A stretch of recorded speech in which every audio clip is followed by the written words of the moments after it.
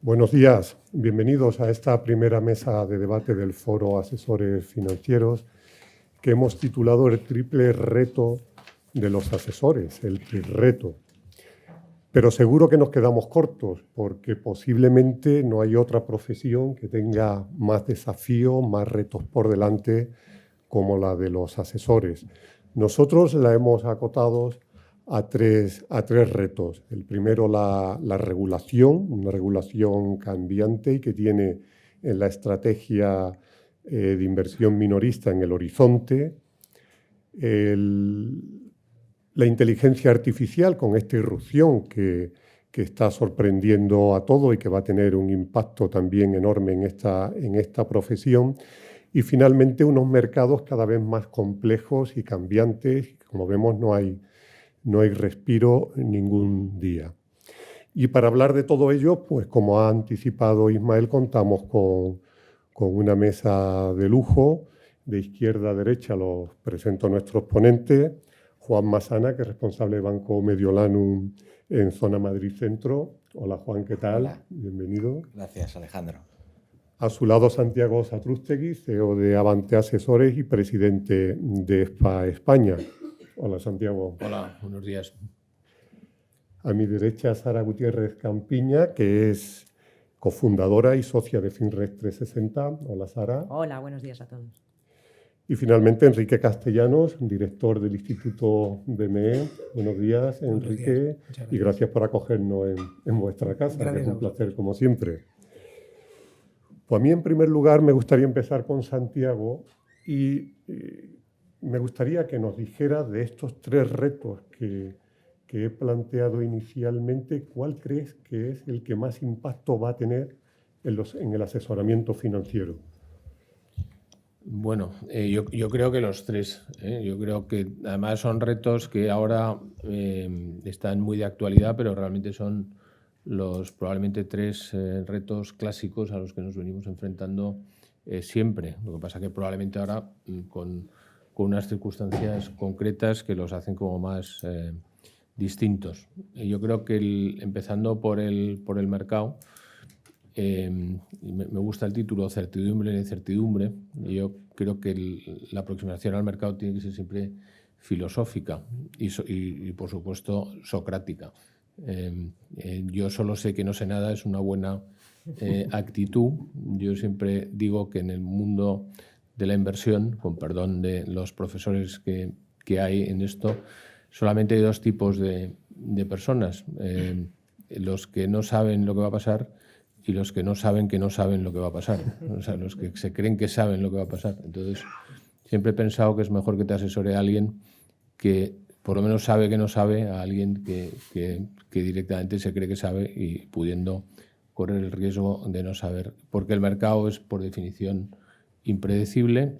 Probablemente en el medio o largo plazo, como las cosas funcionan y tienden a funcionar, incluso a lo largo de la historia y a lo largo de muchísimas crisis que hemos tenido, hemos visto cómo eso al final se arregla. Hay que tener la esperanza que en el largo plazo las cosas tienden a lo bueno, básicamente porque si no nadie se dedicaría a esto, nadie haría proyectos y todo el mundo se dedicaría a prestar dinero y no a coger dinero prestado para hacer negocios. Pues al final de todo yo creo que la única cosa a la que podemos esperar, no con una rotundidad tremenda, pero con una cierta certidumbre, es que los negocios van a dar más dinero que la gente que presta los negocios. Por eso, en tendencias largas, pues las empresas valen más, la inversión en empresas, la inversión en bolsa, pues está más remunerada, y por eso decimos eso, que a más riesgo, más rentabilidad. Pero eso es en plazos largos. Ahora, ¿qué ocurre con este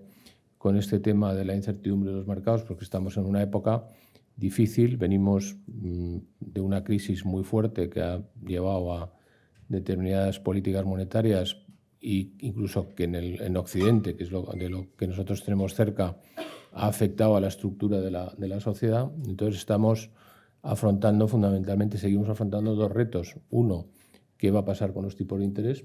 Ahora estamos en la fase de normalización. Normalización es que ni sean muy altos ni sean muy bajos. Hemos vivido una etapa larga de tipos especialmente bajos porque hacía falta ayudar. Ahora, en principio, la cuestión es si no va a hacer tanta falta ayudar, y entonces se espera que los tipos se normalicen, quiere decir que vivamos en un entorno entre el 2 y el 4% de los tipos y el 2 y el 4% de la inflación, que eso pues más o menos es donde nos sentiríamos cómodos, pero tampoco se sabe muy bien qué va a pasar. Ahora estamos en los próximos meses, tendremos que ver si la economía consigue esa senda pues más o menos tranquila de crecimiento. Hemos asistido antes a una magnífica presentación donde pues, se han expuesto las dudas que hay respecto a esto, ¿no?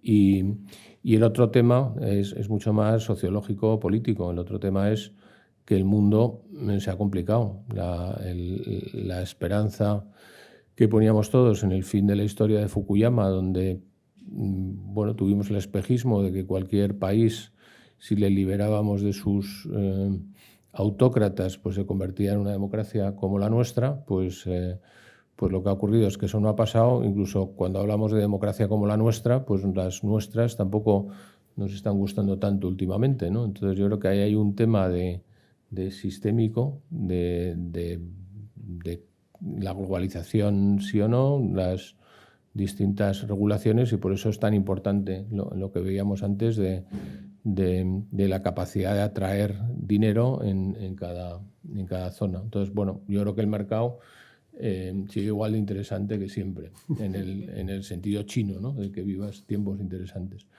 La regulación, pues también yo creo que es un fenómeno que siempre ha estado ahí. Yo creo que las distintas crisis siempre han sido crisis no porque no hubiera regulación, sino porque no había buena regulación. O sea, yo creo que me parece muy buena comparación lo del crecimiento. No hace falta solo crecimiento, sino buen crecimiento, y la clave no es que haya mucha regulación. Regulación hay muchísima, y había muchísima antes de la crisis, pero pasa que no era buena, no estaba regulando lo que debía. Entonces lo que deberíamos pretender es que la regulación, que ya sabemos que va a haber mucha más regulación, sea una regulación lo más adecuada posible. Ahí yo creo que también hay un efecto que tiene que ver con el anterior, de dónde invertimos, que es si Europa se convierte en una zona de hiperregulación, pues vamos a acabar haciendo bueno el dicho de que Estados Unidos inventa, China copia y Europa regula, con lo cual si Europa solo regula, pues aquí no va a llegar nada de lo bueno, con lo cual ese capital que queremos atraer, pues nos lo va a venir solo, o sea, a Europa van a ir solo a vendernos cosas, no van a vender a invertir con nosotros, y entonces nuestros crecimientos nunca serán sanos y tendremos que seguir deteriorando nuestra moneda para poder seguir con el gasto, ¿no? Entonces yo creo que hay un tema que se tiene que hacer pensar Europa, que es cómo regulo. Y en el tema financiero concreto, pues yo creo que estamos ante un gran reto histórico que seguramente vais a tocar después, que es el RIS, donde la mala regulación o la abundancia de mala regulación podría llevar a que una profesión que es fundamental, que es el asesoramiento financiero, salvo que pensemos que ya todo el mundo va a poder invertir por sí mismo, lo razonable sería que, como pasa en casi todos los mercados, pues la gente tiende a apoyarse en expertos. Pues si al final eso lo hacemos muy complicado, pues vamos a dejar, yo creo que el principal riesgo es dejar gente fuera. Dejar gente fuera es dejar inversores que no van a poder encontrar un sitio adecuado para que les asesoren, y lógicamente una regulación mucho más intensa y no adecuada, pues te puede llevar a que muchos proyectos pequeños se queden fuera del mercado, ¿no? Que ellos son los dos riesgos importantes que tiene que tener en cuenta el regulador europeo, y nosotros concretamente al aplicarlo aquí, pues el regulador nacional. Y el tercer tema probablemente es un riesgo, pero a lo mejor es donde tenemos que agarrarnos, es la tecnología. La tecnología ha estado siempre. Yo cuando empecé a trabajar mandaba faxes, que es una cosa que la gente pues a lo mejor ya no ha hecho nunca. Yo he mandado faxes, que es ese cacharro que emitía un pitido y era como el sumum de la tecnología, y no había hojas de cálculo. Hacíamos los números los hacíamos con la calculadora. Entonces yo creo que la tecnología siempre ha sido la gran fuerza que nos ha permitido pues seguir pudiendo adaptarnos a todo esto. Yo creo que ahora mismo la promesa de la tecnología es altísima, lo que viene con la inteligencia artificial generativa.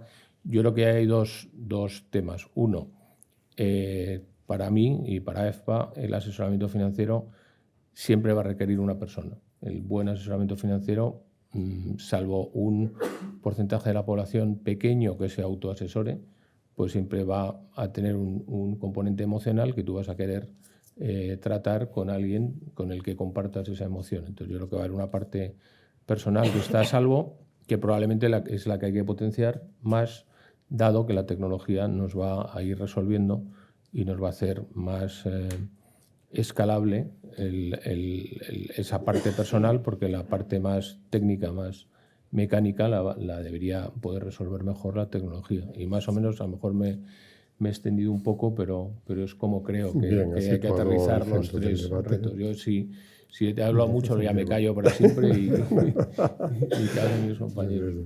Pues empezamos por la regulación, Juan, porque llevamos muchos años hablando de asesoramiento de calidad, de transparencia, de retrocesiones, pero parece que no se acaba de dar con la tecla.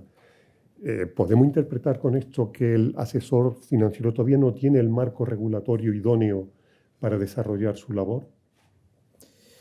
Bueno, Alejandro, yo en esta cuestión diría varias cosas, ¿no? Que ha comentado también, yo creo, un poco Santiago, ¿no? La primera es que, seguro que comentará Sara, que sabe mucho de esto, que yo creo que la regulación no la hemos de ver como barreras, no la hemos de ver como cimientos para crear el futuro marco del asesoramiento financiero en España, ¿no? Al fin y al cabo, la figura de asesor financiero es una figura que está en plena expansión, todos lo sabemos, aquí hay muchos asesores financieros, y por tanto también consolidándose, ¿no? Y cuando pasa eso, se tiene que trazar el camino, ¿no? Se tiene que trazar ese camino y no es fácil, no es un camino en línea recta, ¿no? Por eso llevamos ya muchos años hablando de regulación, ¿no? Y hablando de cómo hacerlo, ¿no? Dicho esto, ya que estamos aquí en un foro de asesores, ¿no? Yo muchas veces me pregunto, ¿qué presente y qué futuro tiene la figura, ¿no?, del asesor financiero? Yo soy asesor financiero, hace un poquito más de 17 años, viniendo andando hacia aquí pensaba, ¿cuánto llevo? 17 años, un poquito más, y yo veo que el presente es idóneo. ¿Por qué? Porque yo hago reuniones con clientes todos los días y veo que el apetito de información por parte de los clientes no tiene nada que ver con el que había hace unos años, ¿no? Es decir, va hacia arriba y eso es buenísimo, ¿no? Y también creo que es bueno que veamos hacia dónde va el futuro, hacia dónde vamos, ¿no? Siempre nos comparamos, siempre hablamos de los mercados anglosajones, ¿no? Que en estos mercados, igual que tú tienes un médico de cabecera, tienes un asesor financiero. Javier ha hablado de Italia, no hace falta irse tan lejos. En Italia, fijémonos que el 20% del ahorro privado, está en manos, está bajo el paraguas de entidades basadas, donde el core business son los asesores financieros, ¿no? Por tanto, la proyección, yo diría, que tiene la figura del asesoramiento financiero es tremenda, ¿no? Es muy fuerte. Y el tema regulatorio, pues nos iremos adaptando, ¿no? Como ha dicho Santiago, es decir, regulación vamos a tener siempre y hemos de ir buscando el mejor de los caminos, ¿no? Pero el asesor financiero, sin duda, se adaptará a ello. Sara, ¿estamos ante un mercado excesivamente regulado? ¿Es necesaria tanta regulación y es posible absorber tantos cambios en tan poco tiempo? Bueno, ¿estamos ante un mercado excesivamente regulado? Sí, claramente tenemos una regulación excesiva que incluso los que nos dedicamos a ayudaros a cumplir con la regulación, hay veces que no damos abasto de conocer todo lo que hay. Y yo estoy muy de acuerdo con lo que ha dicho Santiago, que esa excesiva regulación puede estar desencadenada porque la regulación muchas veces es mala. Los propios reguladores europeos, con la RIS, que sabéis que es la norma que se está ahora tramitando a nivel europeo, que va a cambiar la forma de asesorar de todos nosotros, el propio regulador, la propia comisión, reconoce que la regulación anterior, que es MiFID II, que la conoceréis todos, que es del 2018, es una mala regulación, no ha conseguido el objetivo de fortalecer la prestación de los servicios, el acabar con lo que llaman ellos los potenciales conflictos de interés que pueda existir, y en muy pocos años, porque es verdad que llevamos muy pocos años con esta nueva regulación de MiFID II, lo que proponen es un cambio muy relevante, sobre todo, y os va a afectar sobre todo a todos los asesores que prestáis el servicio de asesoramiento. Pero es más, o sea, es que la propia comisión dice que cuando se apruebe la RIS, que bueno, está previsto que se apruebe a principios del 25, si hay un acuerdo entre el Consejo, el Parlamento y la comisión, y entre en vigor, 5 años después ya prevén que van a tener que volver a cambiar la regulación. O sea, la propia comisión dice no va a ser suficiente lo que os voy a empezar a exigir con la RIS, sino que en 5 años voy a tener que cambiar. Entonces yo creo que hay que perder un poco ya el miedo a la regulación y ya hay que el decir, oye, nosotros hacemos el trabajo de forma adecuada, vamos a tener que cumplir con la regulación porque no nos queda más remedio, pero vamos a pensar más allá, es decir, vamos a pensar en que voy a cumplir con la RIS, pero también con los objetivos o con la mentalidad que tiene el regulador para cómo va a cambiar esto a futuro, ¿no? O sea, y lo estamos viendo con las entidades que trabajamos. O sea, el planteamiento del cumplimiento ya es más un planteamiento estratégico que el puro compliance, el puro cumplimiento de hago el check y voy a cumplir, ¿no? Porque al final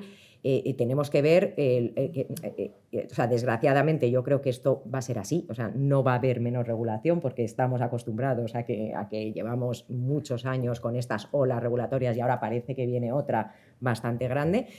Y hay que pensar más en, oye, ¿cómo voy a prestar yo mis servicios? ¿Cómo voy a cumplir con la norma? Pero a cumplir más allá, es decir, a cumplir con la norma y prever que todas las novedades futuras ya las vaya a cumplir desde el inicio, ¿vale? Hay que poner mucho el foco en la gran preocupación del regulador, que es los conflictos de interés, el mal asesoramiento, el asesoramiento restringido a determinados productos, el cobro de incentivos, etcétera. Todo esto hay que pensarlo desde el punto de vista de estratégico, es decir, oye, yo realmente tengo que prohibir, ¿se prohíben o no los incentivos? Bueno, pues se pueden prohibir o no los incentivos, pero pensemos en, oye, ¿qué va a pasar en el futuro? Pues muy probablemente dentro de 10 años estén prohibidos, pues demos ya el paso a crear un modelo en el que empecemos a, sobre todo, que entiendan los clientes que esto es un mercado regulado, que tenemos que cumplir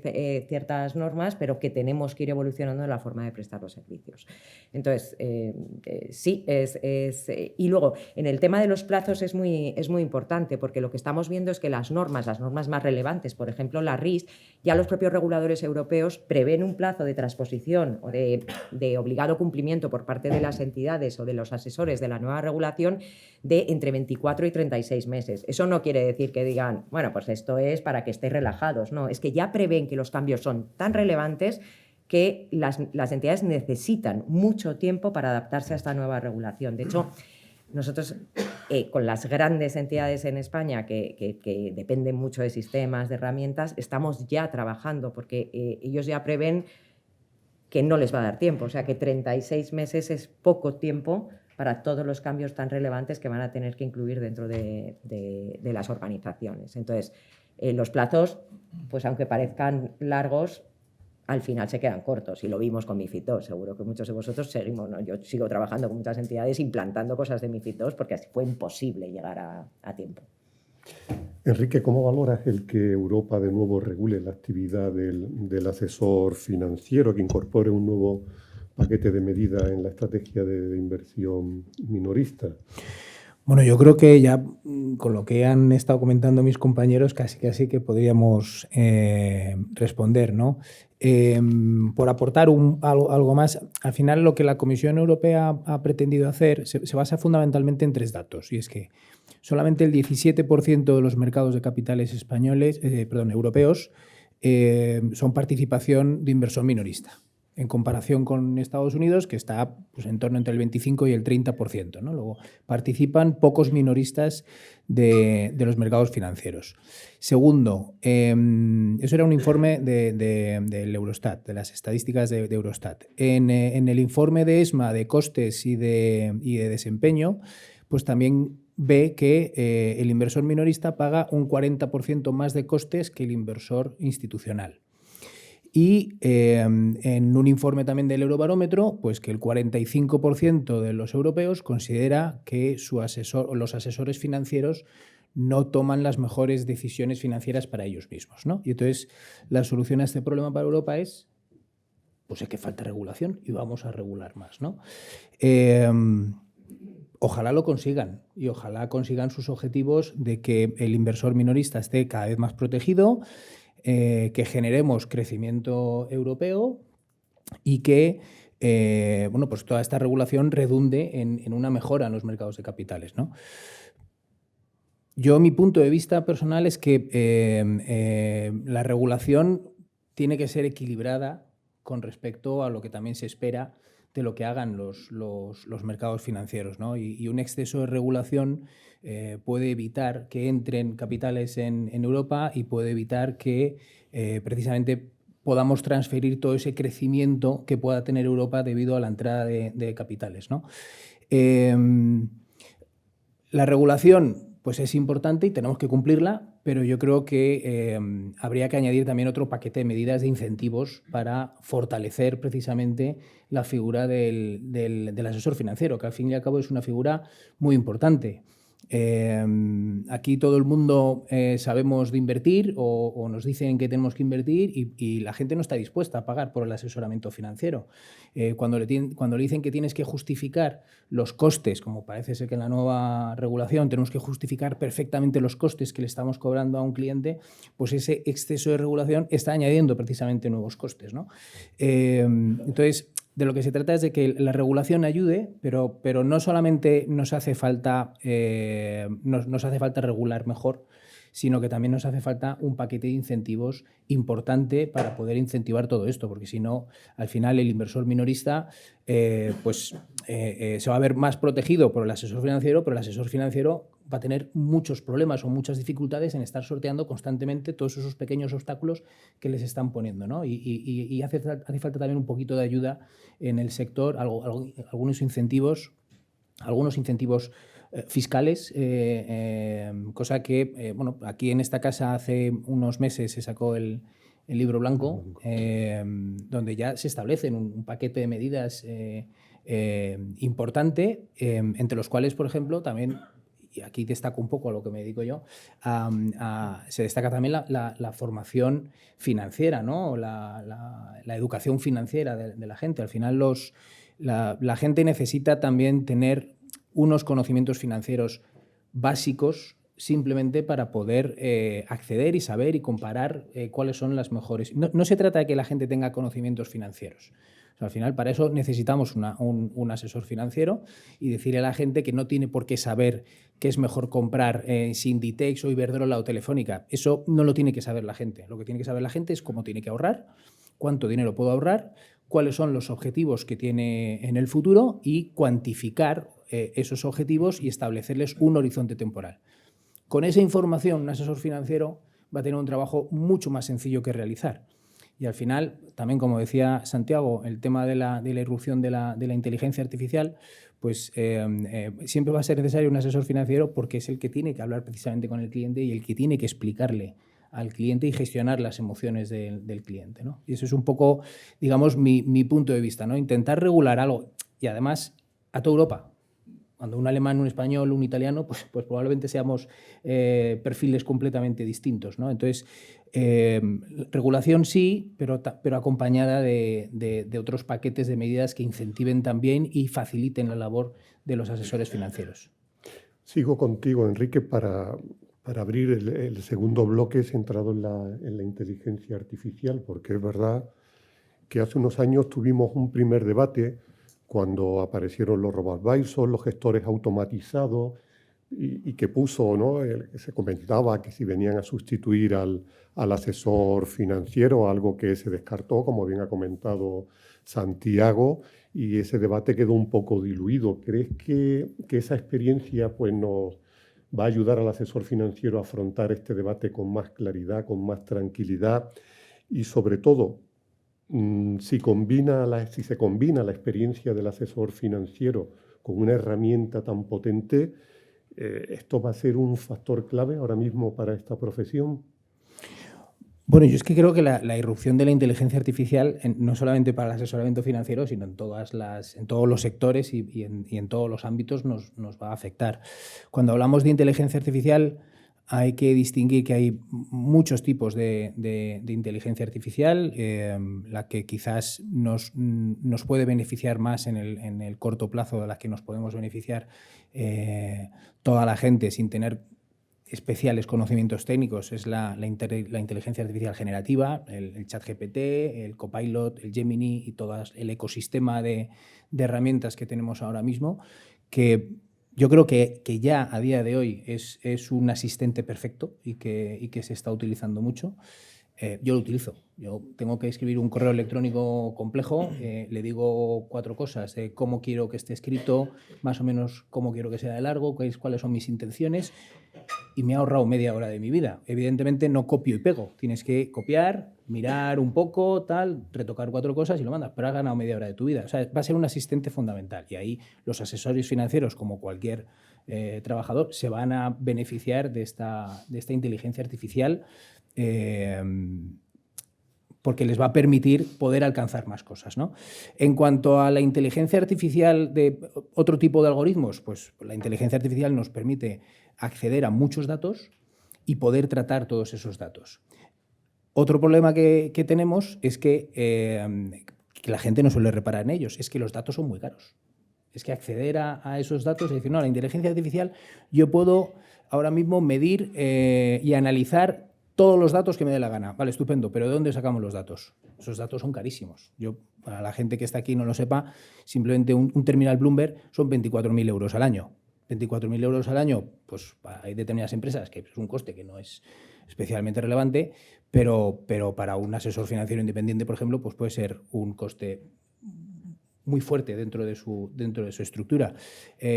¿Cómo tratamos todos esos datos? Pues la inteligencia artificial nos va a ayudar. Evidentemente es un aliado, y con los robo-advisors hemos visto que la tecnología es un aliado perfecto de estos asesores, pero digamos que nos va a hacer falta también desarrollar muchas más tecnologías que van a venir con todo ello en la inteligencia artificial para que el asesor financiero se pueda beneficiar de ello.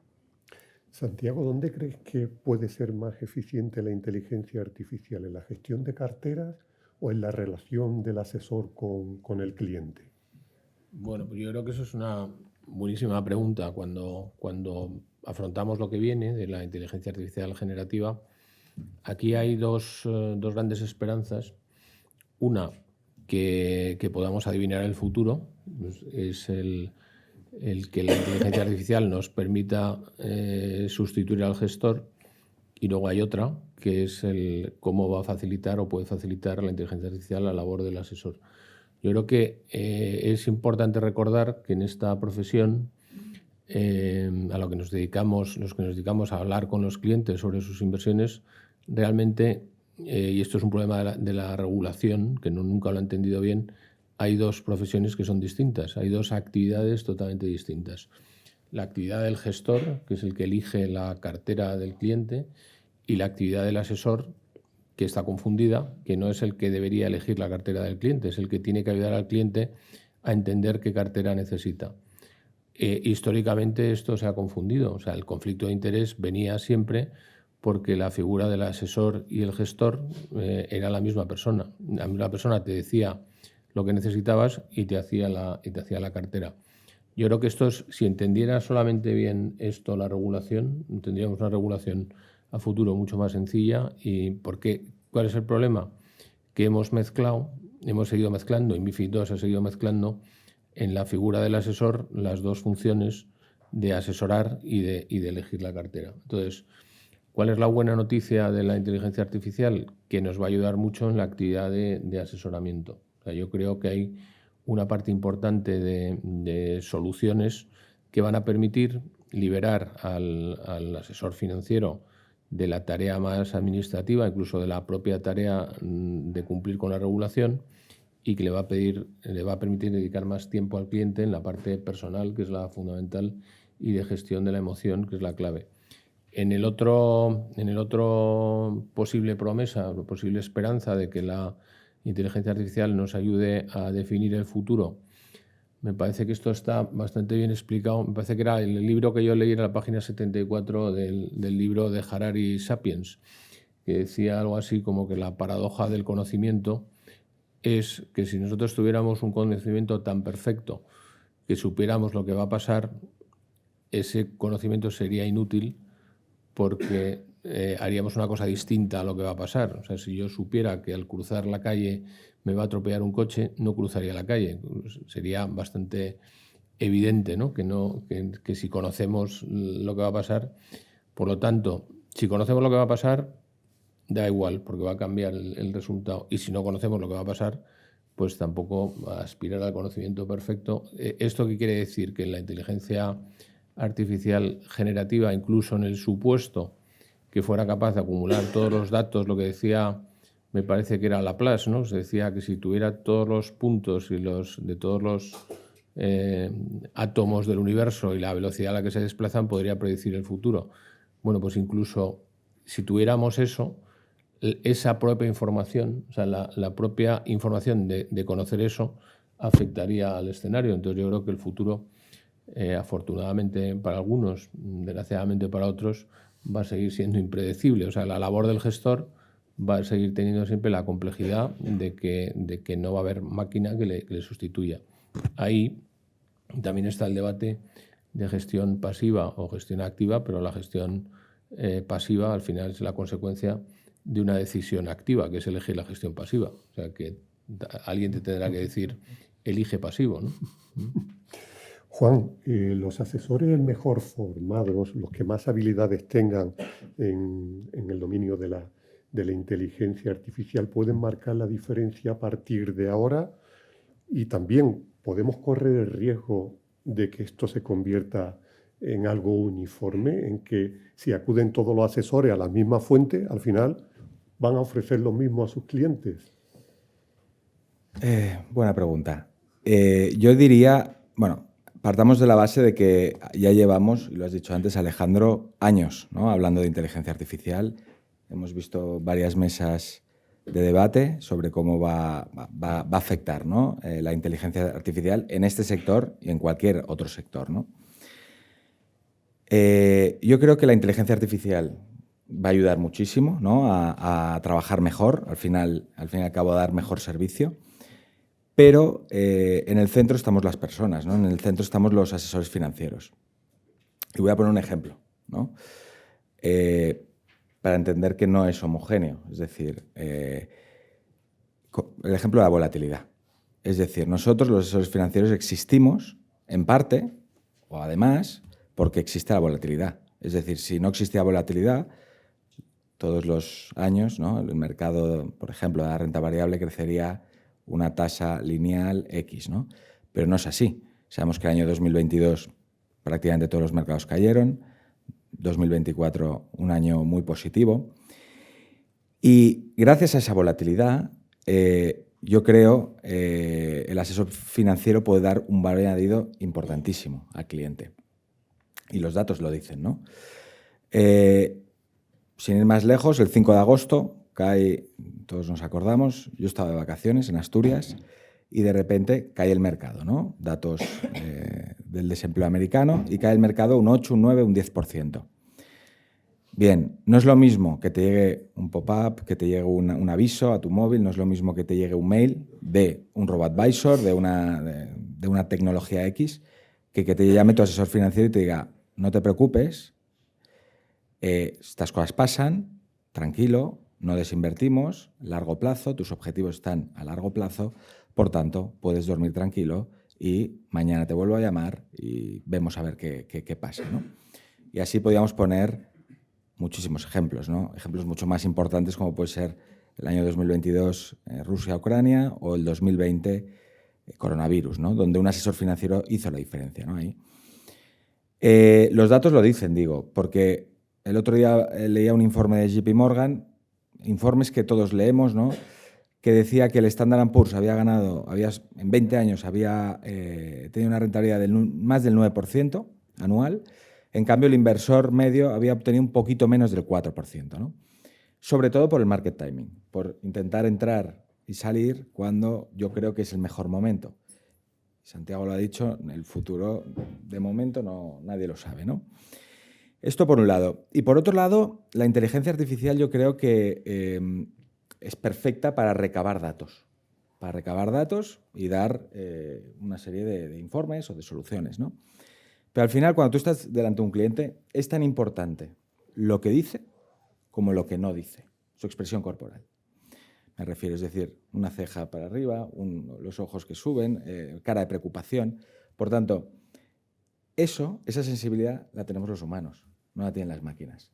Por tanto, yo por eso digo que en el centro debemos estar las personas, los asesores financieros, y la inteligencia artificial obviamente nos va a ayudar muchísimo a hacer bien nuestro trabajo y al final redunda en dar un muy buen servicio a los clientes, que es a lo que nos dedicamos, ¿no? Sara, ¿surge un desafío ético con la irrupción de la inteligencia artificial en el asesoramiento financiero? ¿Habría que regular de alguna manera su implementación para seguridad y confidencialidad de los clientes? Bueno, yo creo que surgen dependiendo del segmento del cliente en el que estemos ahora, porque yo estoy de acuerdo con Santiago que MiFID II no diferencia entre gestión discrecional de carteras y asesoramiento, pero es más, es que MiFID II ha llamado asesoramiento prácticamente a todo. Entonces, lo que tenemos es un asesoramiento como el que conocemos, como que el seguro prestáis vosotros a todos vuestros clientes, que es un asesoramiento personalizado, el asesor financiero que se sienta con el cliente de forma recurrente y le va mirando la cartera, pero a raíz de MiFID II, toda la comercialización prácticamente en España se ha convertido en asesoramiento, con la visión de CNMV. Entonces, realmente lo que yo creo es que en determinados clientes el asesoramiento con la nueva regulación se va a endurecer mucho las obligaciones, va a ser más costoso, lo hemos dicho antes, con lo cual las herramientas de inteligencia artificial o incluso las herramientas que ya conocemos como robo-advisors, pero puro robo-advisors, van a poder sustituir, entre comillas, a ese asesor, pero que no es el asesor financiero real, sino, perdonadme, pero el gestor de la oficina de banca comercial que está sentado en la oficina y que, por obligación regulatoria, asesora a sus clientes, no como se hace en unos segmentos más de clientes más de banca personal o banca privada. En esos casos, creo que las herramientas de inteligencia artificial, el robo-advisor, prácticamente van a poder sustituir, y ahí sí que puede haber un problema ético, es decir, a un mismo cliente minorista y al cliente minorista de verdad que entra por la puerta en una sucursal de un banco, le van a pasar el mismo test de idoneidad que al señor que va detrás, y si el resultado es el mismo, la cartera que le van a ofrecer es la misma. O sea, no van a tener la capacidad de poder personalizar esa cartera. En cambio, en el asesor financiero real, el que todos conocemos y el que todos entendemos lo que es el asesoramiento, yo creo que esto se tiene que ver como una herramienta que van a poder utilizar los asesores. Oye, pues porque les va a ahorrar tiempo, les va a dar muchísima más información, va a permitir que haya un mejor asesoramiento porque vas a tener acceso a mucha más información de más productos, vas a poder comparar mejor los productos, todo lo que nos va a pedir la RIS, que si el coste-beneficio, que si las rentabilidades esperadas, etcétera. Es algo que si lo tenemos automatizado va a ser mucho más fácil, pero esa labor de ese asesoramiento personalizado en el que tiene que haber un beneficio cualitativo, es decir, al final, por mucho que una máquina me diga que este es el producto más rentable con la rentabilidad esperada, el asesor va a estar con su cliente y va a ver, oye, pues este tiene unas preferencias de unas geografías determinadas o tiene unas preferencias, tiene unas necesidades determinadas, y siempre va a haber, o sea, creo que va a ser imposible sustituirlo, con lo cual ahí el problema ético o el problema de que esto sea café para todos, yo creo que no se va a producir. Va a ser una herramienta y yo creo que es buena la herramienta, es lo que decíamos, oye, lo utilizamos porque nos ayuda a ahorrar tiempo. Yo soy abogada, yo cuando empecé a trabajar y buscábamos jurisprudencia, la buscábamos teníamos en papel. Pues oye, cuando empezaron a salir las bases de datos, pues decías, oye, voy a aprovechar mi tiempo en cosas que sean más productivas que estar buscando jurisprudencia durante horas y horas para encontrar una sentencia. Pues esto es algo parecido, ¿no? Y yo creo que son herramientas muy buenas y que seguramente en el tipo de asesoramiento que vosotros prestáis a vuestros clientes os vayan a ayudar a mejorar este asesoramiento, el seguimiento que tiene que haber de las carteras, etcétera. Juan, abro contigo el último bloque, porque a todo esto hay que unir la creciente complejidad de los mercados financieros y de los productos financieros, que también salen cada vez más sofisticados, y esto obliga al asesor a tener una formación permanente para afrontarlo. ¿Contáis con las herramientas necesarias para esta formación y sobre todo conseguir hacerla productiva y que el cliente valore lo que estáis haciendo? Yo te diría que sí, ¿no? A ver, nosotros en Banco Mediolanum, pues cuando un asesor entra, si no me equivoco, un mínimo de 450 horas el primer año se dan y a partir de ahí 100 horas, ¿no? Yo recibo más de 100 horas al año, ¿no?, en formación, ¿no? Que cuando la estás haciendo piensas, es demasiado, oye, pero es buena porque es fundamental, yo creo, la formación, como siempre, y como he ido diciendo en los ratitos que he ido hablando aquí, para al final dar un buen servicio al cliente. Sí que es verdad que yo diferenciaría la formación, creo que tiene que ser las entidades, la regulación, tiene que ser útil para el asesor y útil para el cliente. ¿Qué quiero decir con útil, no? Quiero decir que es, obviamente, una formación técnica hemos de entender por qué los mercados financieros, los tipos de interés suben o bajan y qué pasa si suben o bajan. Hemos de conocer muy bien los productos que con los cuales estamos asesorando. Toda letra pequeña, obviamente. Hemos de conocer muy bien, entender muy bien la persona que tengo delante. Tener mucha empatía en ese sentido. Pero por otro lado, hay una formación que yo creo que es fundamental, que es formación en cuanto a la comunicación. Es decir, yo a veces he asistido a alguna reunión donde un asesor es excesivamente técnico y es un problema si estamos delante de un cliente que no es técnico, ¿no? Porque si el cliente no entiende lo que está contratando, tenemos un problema. Entonces, yo creo que es importantísimo formarnos también en ese sentido, en el sentido comunicativo de decir, oye, tengo que adaptarme, tengo que flexibilizarme, tengo que ser versátil en función del cliente que tenga delante, ¿no? Y en cuanto me preguntabas, ¿cómo damos valor, me parece? Sí, ¿cómo se pone en valor si el cliente ¿Cómo lo valora? lo valora? Yo creo que esto es un camino de largo plazo, ¿no? Es decir, el objetivo no es hacer un cliente y abrir un cliente nuevo, ¿no?, para los próximos 6 meses o un año. El objetivo es tener un cliente en los próximos 40 años, ¿no? Entonces, yo creo que lo valoran en el largo plazo, obviamente en el corto plazo, pero a medida que tú vas conociendo a tu asesor financiero, tú vas conociendo también a tu cliente, se crea una relación. Se crea una relación incluso más allá de la profesional, personal, ¿no?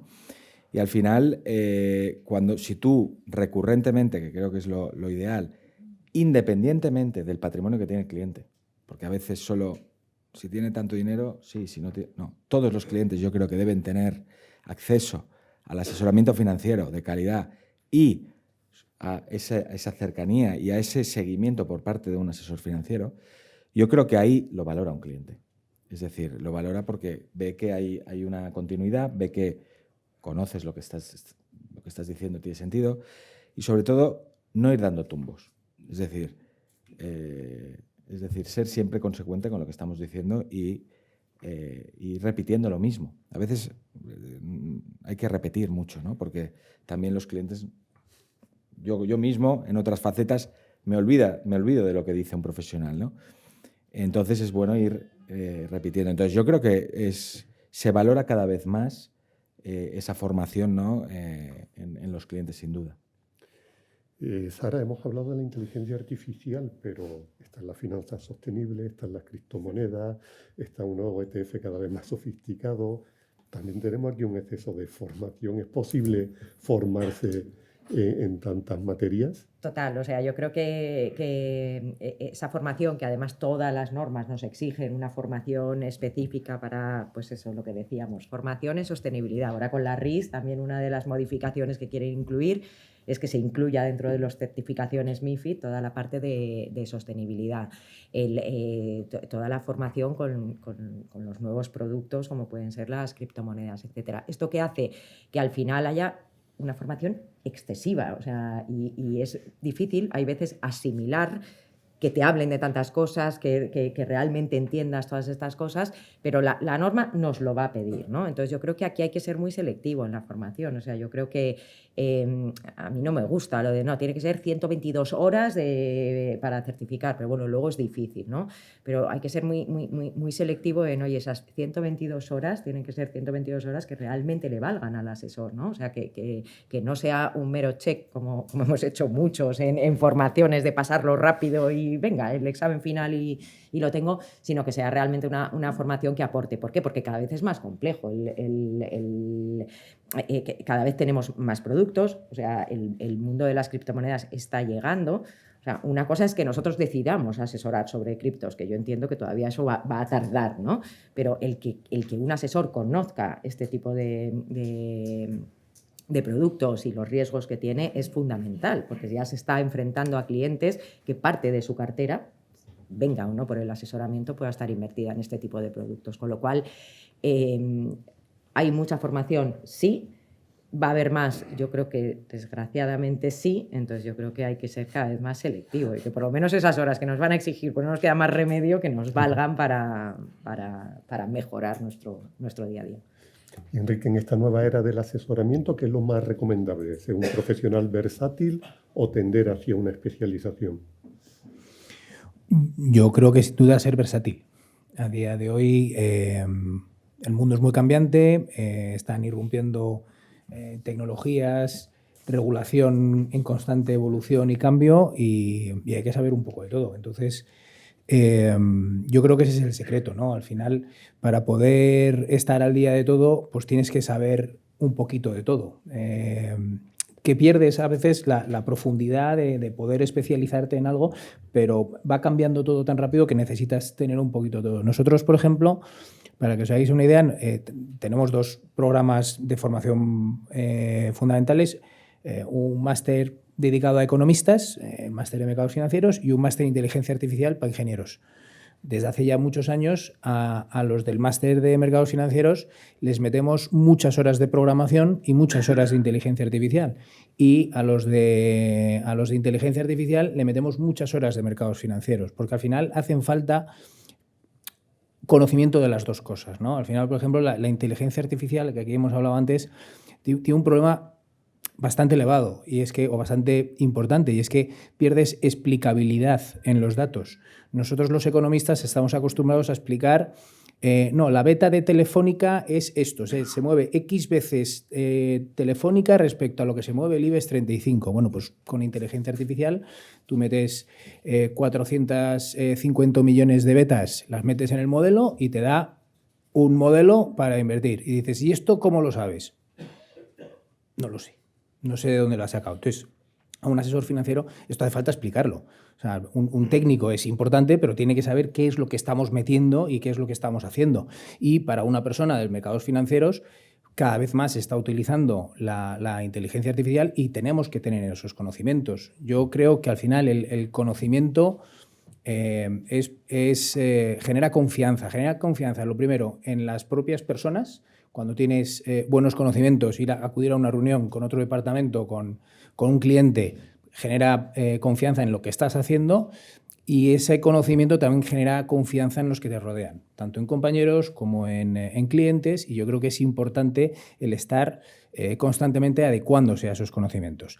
Claro, como dice Sara, que yo creo que ha dado en el quid de la cuestión, y es que el problema que tenemos con la formación continua es que al final es un check. No, yo he hecho 20 horas, he hecho las 30 horas de informador, las 30 horas de asesor y tal. ¿Qué 30 horas has dado? Es que a día de hoy se pueden dar 30 horas de encaje de bolillos o ganchillo y prácticamente, o sea, hay ciertas cosas que no aportan a alguien que sea un asesor financiero. Cambios de regulación, por supuesto, cambios en temas de disrupción tecnológica para que aprendan de tecnología, pero también, digamos, formación que sea realmente útil y que aporte valor también a ellos mismos y a los propios clientes. Santiago, desde hace bastante tiempo llevas hablando de la importancia de ampliar conocimiento y trabajar sobre las finanzas conductuales. ¿Por qué motivo y qué aportan al asesor y al cliente? Bueno, te respondo a esto no ahora, pero hilando con el tema de la utilidad, yo lo que sí quería hacer es bueno, pues llamar la atención sobre para mí el tema de la formación y cómo afrontemos el tema de la formación. Yo creo que probablemente es de las cosas que es más sensato regular. O sea, de hecho, EFPA, yo creo que todo el mundo conoce que es un fenómeno de autorregulación. O sea, mucho antes de que en España a nadie se le exigiera un certificado para poder asesorar, nosotros decidimos, una serie de profesionales, que era bueno acreditar delante de nuestros clientes que habíamos hecho un esfuerzo por tener la formación adecuada. Porque yo creo que la formación sí que protege al cliente, por lo que decía al principio. Es mejor que te asesore alguien que sabe que no sabe, porque el desconocimiento puede ser muy osado, ¿no? Y incluso cuando hay conflicto, es más fácil engañar o influir a alguien que no tiene formación que a alguien que tiene formación. Nosotros siempre hemos pensado en EFPA que la formación era muy importante, incluso antes que el regulador lo exigiera. En EFPA, además, creemos que tiene que haber un plus, no solamente formación, sino alineamiento con el cliente. De hecho, en EFPA, para poder ser asociado de EFPA hay que firmar un código ético. El planteamiento que nosotros propugnábamos era un asesor con formación y alineado con el cliente. ¿Por qué? Porque es un profesional que va a estar aquí asesorando hoy, pero va a estar asesorando en otro sitio dentro de 15, 20 o 30 años, y entonces quiere tener una reputación igual que un médico, que un abogado. Entonces ese me parece un modelo fundamental y yo creo que sería el modelo que el regulador tendría que no perder de vista a futuro. ¿Qué ocurre? Y voy un poco a lo que al tema de la utilidad, que hemos confundido muchas veces formación para la sabiduría, que es el ideal clásico, a formación en base a la erudición. Entonces, al final, el sistema se autoalimenta y se inflaciona. Cuanta más normativa hagamos, más tenemos que pedir que se forme la gente en la normativa de algo que a lo mejor no es erudito, pero no es útil. Y entonces, bueno, pues yo creo que ahí hay un problema en la formación que estamos exigiendo, que a lo mejor no es del todo práctica.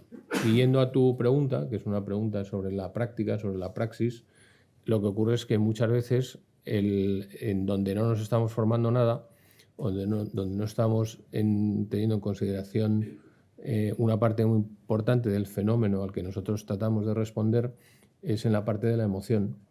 Si los inversores, tú lo decías antes, el mercado, ¿qué es antes, el huevo o la gallina? El mercado es volátil porque la emoción de los inversores es volátil. O sea, el mercado lo que cotiza todos los días es la emoción agregada de millones de personas que deciden invierto o no invierto, compro o vendo. Entonces, no es un problema de que el mercado sea volátil y hay que ayudar a las personas a enfrentarse a esa volatilidad, sino que como el mercado está conformado por personas que tienen una emocionalidad volátil, pues lo que ocurre es que todos los días tenemos el reflejo de la volatilidad de los sentimientos de la humanidad, que es cómo cotizan las acciones, las materias primas, las divisas. Entonces, ¿qué ocurre? Que es muy importante entender que donde más le podemos ayudar al cliente, precisamente porque la parte de qué va a pasar es más incierta, donde sí le podemos ayudar es en cómo se va a enfrentar él a lo que esté pasando, porque eso es más cierto. Las Behavioral Finance lo que estudia es que donde somos muy predecibles es en nuestra propia incapacidad de gestionar las emociones. En eso hay un libro de un profesor que se llama Dan Ariely, que es muy bueno y que recomiendo, que precisamente se titula Predeciblemente irracional. O sea, somos predecibles en nuestra irracionalidad. El homus economicus, que utilizan los profesores, es perfectamente predecible como homos no economicus, que es cuando está cargado de emoción. Entonces yo creo que eso es clave regularlo y estamos años luz de que esto sea una prioridad.